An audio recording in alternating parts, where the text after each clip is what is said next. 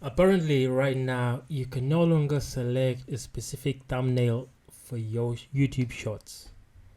Hi there, if you're new here, consider subscribing. Now, I've been uploading YouTube shorts for quite some time and they've helped me grow my channel exponentially.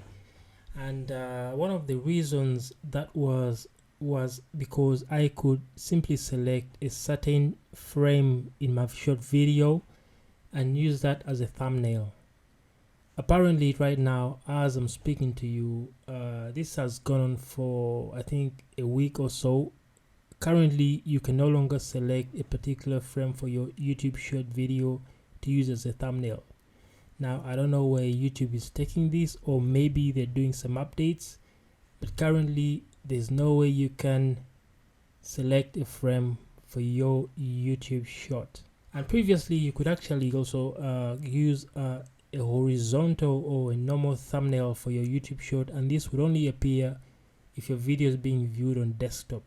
However, even right now, you totally cannot do that.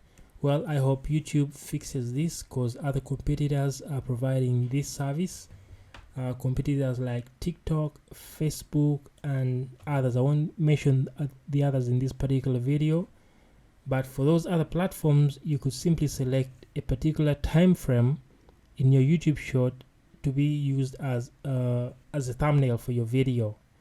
Now, depending on what kind of videos you have, if you have this opportunity to select a particular time frame, you could simply select the most interesting or the most one that feels curiosity in your viewer's mind. However, until we get that, YouTube shorts are becoming complicated now. Tell me what you're thinking, and in case you have any solutions, share them in the comment section below. Thank you.